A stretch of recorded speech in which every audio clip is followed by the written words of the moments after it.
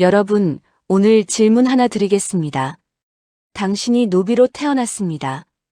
조선시대에 신분제가 하늘처럼 단단하던 그 시대에 아무리 재능이 있어도 아무리 뛰어나도 노비는 노비입니다.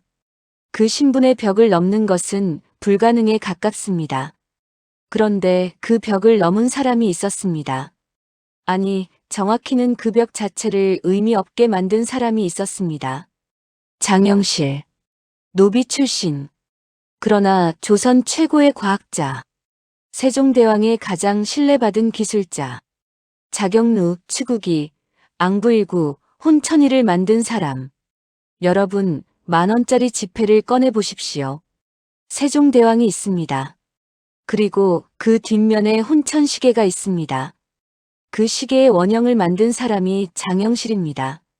우리가 매일 만지는 지폐 속에 장영실의 손이 담겨 있습니다. 그런데 우리는 이 사람에 대해 얼마나 알고 있을까요? 노비 출신 천재. 세종이 등용했다. 발명을 많이 했다. 그리고 갑자기 역사에서 사라진다. 이 마지막 부분이 오늘 이야기의 핵심입니다. 장영실은 왜 역사에서 사라졌을까요? 조선 최고의 기술자가, 세종이 그토록 아끼던 사람이 어느 날 갑자기 역사 기록에서 지워지는 이유가 무엇이었을까요? 오늘 우리는 장영실의 탄생부터 그의 기록이 사라지는 그 순간까지 함께 걷겠습니다. 지금 시작합니다. 일막일상의 세계 노비로 태어나다. 장영실의 정확한 생년은 기록에 없습니다. 이것부터 이미 그의 삶의 성격을 말해줍니다. 조선시대의 양반의 출생은 꼼꼼히 기록됐습니다. 족보에 이름이 올라가고 생년월일이 기록됐습니다. 그러나 노비의 출생은 가축처럼 그냥 태어났다가 가축처럼 그냥 죽었습니다. 개인의 기록이 없습니다. 그래서 우리는 장영실이 언제 태어났는지 정확히 알 수 없습니다. 다만 여러 기록을 종합하면 1380년대 후반에서 1390년대 사이에 태어난 것으로 추정됩니다. 출생지는 동네, 지금의 부산 지역, 어머니는 관기, 관에 소속된 기생, 아버지는 중국 원나라 출신의 귀화인이었다는 설이 있습니다. 아버지에 대한 기록은 불분명합니다. 조선시대에 신부는 어머니를 따랐습니다. 노비의 자식은 노비가 됩니다. 기생의 자식은 천민 신분이 됩니다. 장영실은 그렇게 태어났습니다. 동네 관아의 관노, 관청에 속한 노비. 그런데 이 아이가 남달랐습니다. 손이 영특했습니다. 무언가를 보면 어떻게 작동하는지 바로 이해했습니다. 기계나 도구를 다루는 능력이 또래와 달랐습니다. 무엇보다 호기심이 넘쳤습니다. 왜 해가 뜨고 지는지, 왜 시간이 흐르는지, 어떻게 하면 더 정확하게 시간을 잴 수 있는지, 어떻게 하면 하늘의 별을 더 정확하게 관측할 수 있는지. 관노에게 이런 질문들은 사치였습니다. 그냥 시키는 일을 하면 됐습니다. 생각하고 연구하고 만드는 것, 그것은 양반들이 하는 일이었습니다. 그러나 장영실은 멈추지 않았습니다. 동네 관아에서 그의 재능이 알려지기 시작합니다. 관아의 기계나 도구가 망가지면 장영실이 고쳤습니다. 남들이 못 고치는 것을 장영실은 고쳤습니다. 처음 보는 것도 원리를 파악하면 어떻게든 해결했습니다. 그 소문이 퍼져나갑니다. 그리고 마침내 그 소문이 한양까지 세종대왕의 귀에 닿게 됩니다. 여기서 한 가지 더 생각해 봐야 합니다. 동네에서 한양까지 소문이 닿기 위해서는 누군가가 적극적으로 알려야 했을 것입니다.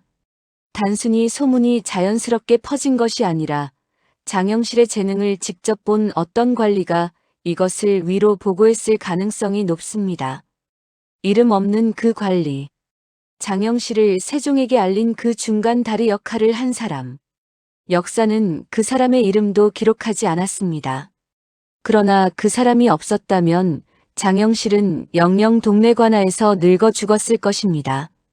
재능만으로는 충분하지 않습니다. 그 재능을 알아보는 사람이 있어야 합니다. 이망 욕망의 자각 세종을 만나다. 세종대왕이 장영실을 불러올립니다. 세종 초반 1400년대 초반으로 추정됩니다. 동네에서 한양까지 그 먼 길을 관노 신분의 장영실이 걸어서 올라왔을 것입니다. 세종 앞에 선 장영실. 세종은 이 사람을 보고 무엇을 느꼈을까요? 세종은 사람을 보는 눈이 탁월했습니다. 신분이 아니라 능력을 봤습니다. 그리고 장영실에게서 무언가 특별한 것을 봤습니다. 관노 신분의 사람을 궁중에 등용한다는 것. 이것은 당시 신하들의 엄청난 반발을 불러일으켰습니다. 기록에 따르면 세종이 장영실을 관직에 임명하려 할 때 신하들이 강하게 반대했습니다. 천한 신분의 사람을 관직에 앉히는 것은 예법에 어긋납니다. 노비 출신을 관리로 삼으면 사회 질서가 흔들립니다. 세종의 대답은 단호했습니다. 재주 있는 사람을 그 신분 때문에 쓰지 못한다면 나라의 손실이다. 세종은 신하들의 반대를 물리치고 장영실을 등용합니다. 장영실에게 이 순간이 어떠했을까요? 평생 노비로 살았습니다. 아무리 뛰어나도 신분의 벽이 있었습니다. 그런데 조선의 왕이 직접 자신을 불러 관직을 내린다는 것. 그 감격이 얼마나 컸을지 기록에는 없지만 우리는 느낄 수 있습니다. 그리고 동시에 장영실은 느꼈을 것입니다. 이 기회를 반드시 살려야 한다고. 이 왕의 신뢰를 반드시 증명해야 한다고. 삼막 욕망의 실행 명나라에서 배우다. 세종은 장영실을 명나라에 보냅니다.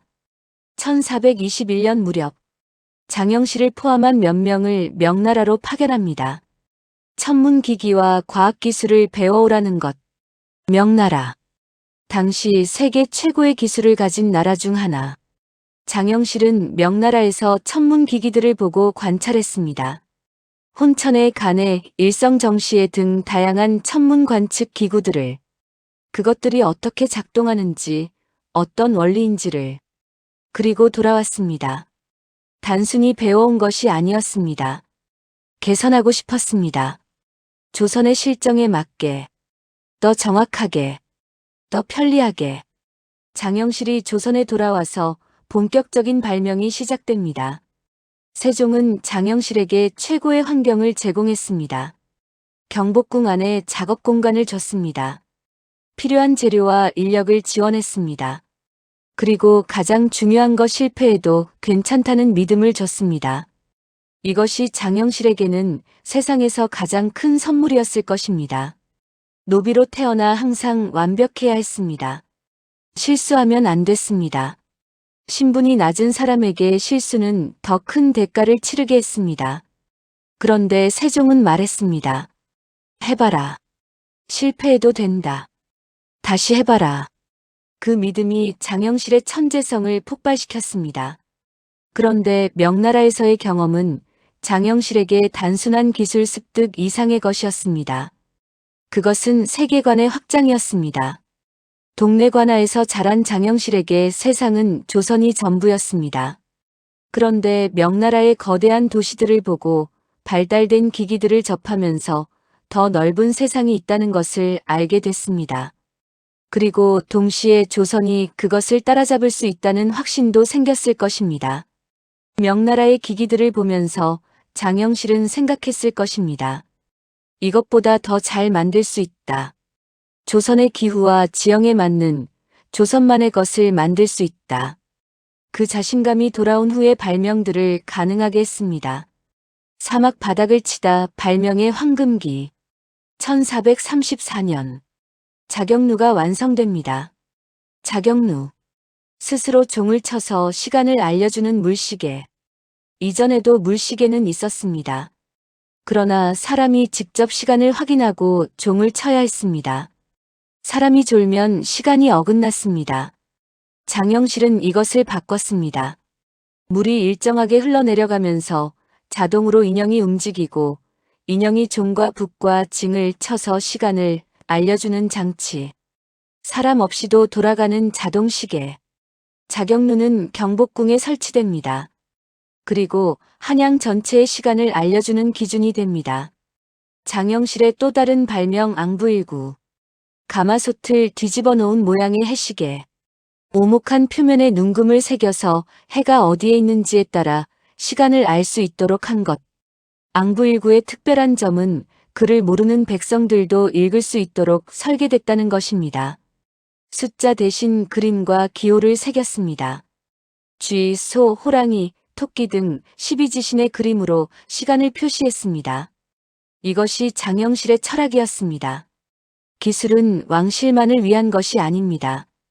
백성들이 쓸 수 있어야 합니다. 앙부일구는 한양의 종로 네거리에 설치됩니다. 아무나 와서 시간을 볼 수 있도록. 그리고 치국이 1441년 강우량을 측정하는 기구.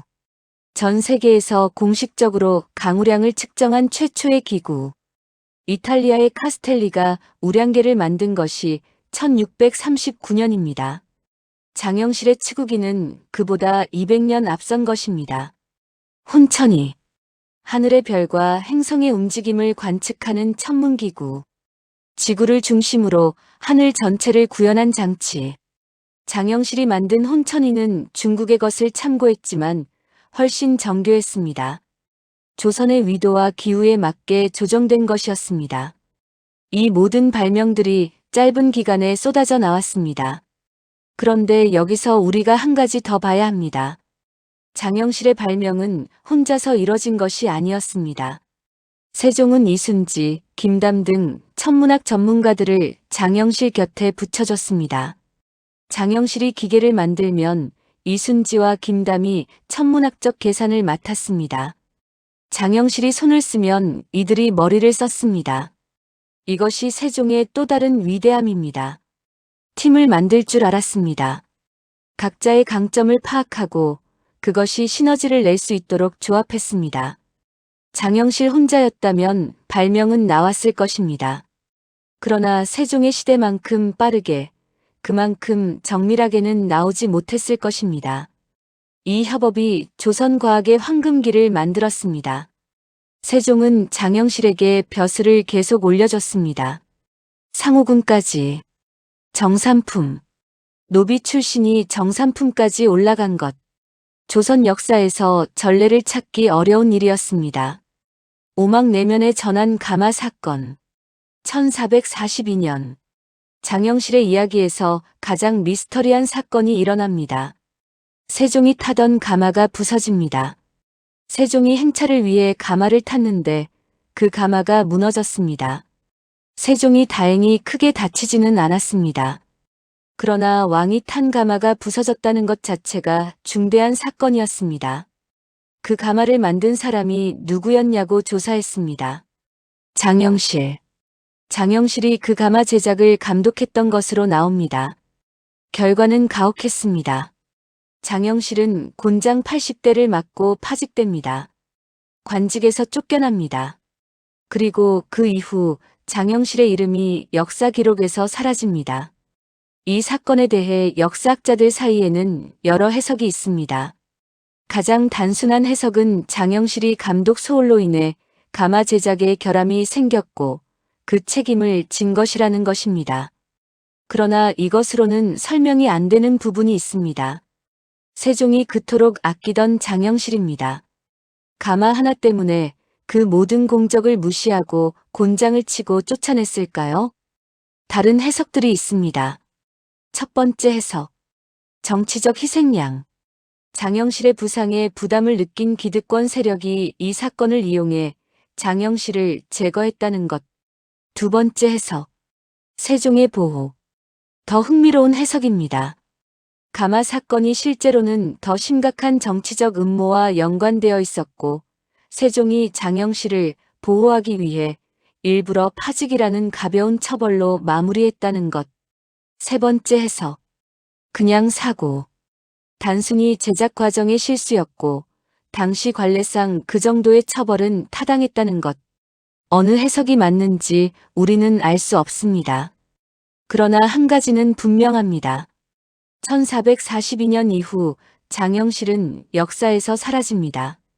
그 후에 어떻게 살았는지, 언제 죽었는지, 어디에 묻혔는지, 아무것도 모릅니다. 육막 귀환하다 장영실이 남긴 것들.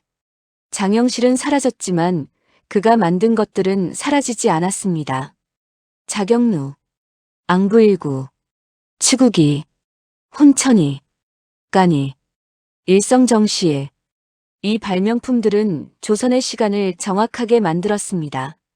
조선의 농업을 과학적으로 만들었습니다. 조선의 하늘 관측을 정밀하게 만들었습니다. 그리고 이 발명들이 세종대왕 시대의 황금기를 가능하게 한 기술적 기반이었습니다. 세종의 훈민정음 창제. 이것이 문화적 황금기라면 장영실의 발명들은 과학적 황금기였습니다. 둘은 분리될 수 없습니다. 그리고 장영실의 발명이 오늘날에도 이어지고 있다는 것을 알고 계십니까? 기상청에서 비가 얼마나 왔는지 측정하는 것 치구기의 원리입니다. 공공장소의 시계 자경루의 철학입니다. 누구나 시간을 알 수 있어야 한다는 장영실이 생각한 것들이 지금 이 순간에도 우리 삶 속에 살아 있습니다. 칠막 장영실과 세종, 그 관계의 진짜 의미. 장영실과 세종의 관계를 더 깊이 들여다볼 필요가 있습니다. 이 두 사람의 관계는 단순한 왕과 신하의 관계가 아니었습니다. 세종은 장영실을 어떻게 대했을까요? 기록에 따르면 세종은 장영실에게 매우 특별한 예우를 했습니다. 장영실이 발명품을 완성했을 때 세종은 직접 그것을 살펴보고 칭찬했습니다. 관직을 올려줄 때마다 신하들의 반대가 있었지만 세종은 매번 이를 물리쳤습니다. 그리고 장영실이 명나라에서 돌아왔을 때 세종이 직접 맞이했다는 기록도 있습니다. 관노 출신의 기술자를 왕이 직접 맞이한다는 것. 이것이 당시 얼마나 파격적인 일이었는지를 생각해보면 세종의 장영실에 대한 신뢰가 얼마나 깊었는지를 알 수 있습니다. 그렇다면 장영실에게 세종은 어떤 존재였을까요? 단순한 주군이 아니었을 것입니다. 자신을 사람으로 봐준 사람, 신분이 아닌 재능으로 평가해준 사람, 평생 노비로 살다가 처음으로 자신의 가치를 인정받은 그 순간을 만들어준 사람. 그것이 장영실에게 세종이었을 것입니다. 그래서 장영실은 자신의 모든 것을 쏟아부었습니다. 발명 하나하나에 세종의 신뢰를 배신하지 않기 위해, 자신에게 준 기회를 헛되이 하지 않기 위해, 그리고 바로 이것이 가마 사건이 더욱 미스터리하게 느껴지는 이유입니다. 세종이 장영실을 그토록 아꼈다면 가마 하나의 사고로 그 관계가 끊어질 수 있었을까요? 일부 역사학자들은 세종이 이미 노병으로 건강이 극도로 나빠진 상태였다는 것을 지적합니다. 가마 사건이 일어난 1442년은 세종의 건강이 급격히 악화되던 시기였습니다. 세종이 직접 나서서 장영실을 보호하기 어려운 상황이었을 수 있습니다. 건강한 세종이었다면 결과가 달랐을 수도 있습니다. 그리고 또 하나 생각해야 할 것이 있습니다. 장영실의 입장에서 파직이 반드시 비극이었을까요? 정삼품까지 오른 관직, 조선 최고의 기술자라는 명성, 세종의 신뢰, 이 모든 것을 누리면서 동시에 끊임없는 양반들의 시선과 견제를 받았을 것입니다. 노비 출신이 고위 관직에 오른다는 것, 그것이 얼마나 외로운 자리였을지. 어쩌면 파직 이후의 삶이 장영실에게는 더 편안했을 수도 있습니다. 이름도 없고 기록도 없는 살. 그러나 자신이 만든 것들이 세상에서 쓰이는 것을 보면서 조용히 살아가는 살. 물론 이것은 상상입니다. 진실은 알 수 없습니다. 그러나 그 상상이 마냥 슬프지만은 않은 이유는 장영실이 남긴 것들이 그를 대신하기 때문입니다. 팔막 변화된 일상 장영실을 어떻게 볼 것인가? 장영실의 이야기를 다시 처음부터 정리해 봅시다. 노비로 태어났습니다. 그러나 재능이 있었습니다. 그 재능을 알아본 왕이 있었습니다. 기회를 얻어 최고의 발명가가 됐습니다. 그리고 어느 날 갑자기 사라졌습니다. 이 이야기에서 우리가 배울 수 있는 것은 무엇일까요? 첫 번째, 재능은 신분을 넘을 수 있다. 장영실의 시대에는 신분의 벽이 있었습니다. 그런데 세종이라는 사람이 그 벽을 허물었습니다. 이것이 우리에게 묻는 것이 있습니다. 우리 주변에 장영실 같은 사람이 있지 않습니까? 신분이나 배경 때문에 재능이 발휘되지 못하는 사람이. 그리고 우리는 세종 같은 역할을 할 수 있습니까? 두 번째, 기술은 사람을 위한 것이어야 한다. 장영실의 발명들은 왕실의 권위를 높이기 위한 것이 아니었습니다. 백성들이 더 잘 살 수 있도록 하기 위한 것이었습니다. 기술이 소수를 위한 것이 아니라 다수를 위한 것이어야 한다는 생각. 그것이 600년 전에 이미 장영실이 실천하고 있었습니다. 세 번째, 역사는 불공평하다. 장영실이 사라진 후 그의 이름은 오랫동안 제대로 기억되지 못했습니다. 세종대왕은 성군으로 기억됩니다. 그러나 그 성군을 가능하게 한 기술적 기반을 만든 장영실은 역사의 주변부에 머물렀습니다. 그것이 역사의 현실입니다. 빛나는 사람 뒤에서 그 빛을 가능하게 한 사람들. 그들의 이름이 항상 기억되지는 않습니다. 그러나 우리는 오늘 그것을 기억합니다. 에필로그 장영실, 그 이름의 의미. 장영실이 언제 죽었는지 모릅니다. 어디에 묻혔는지 모릅니다. 가마 사건 이후의 삶이 어떠했는지 모릅니다. 이것이 장영실의 비극이면서 동시에 그의 이야기를 더욱 특별하게 만드는 것입니다. 역사는 그를 지웠습니다. 그러나 그가 만든 것들은 지우지 못했습니다. 치국이는 지금도 기상 관측의 상징입니다. 자경루의 원리는 지금도 자동화 기계에 살아있습니다.